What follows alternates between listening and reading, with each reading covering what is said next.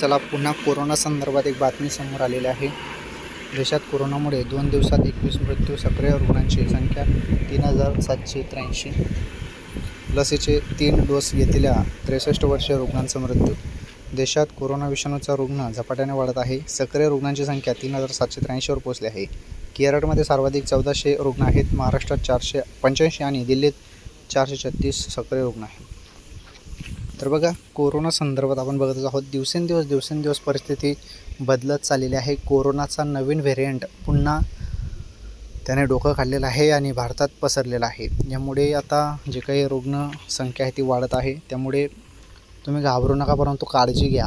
सर्वांना आव्हान आहे, घाबरू नका परंतु काळजी घ्या आणि गर्दीमध्ये जाणं टाळा। ओके, कारण कोरोनाचा हा नवीन व्हेरिएंट आलेला आहे आणि दिवसेंदिवस परिस्थिती बदलत आहे आणि भरपूर रुग्ण आता पाहायला मिळत आहे। त्या संदर्भात सर्वात मोठी बातमी ती कोरोना संदर्भात।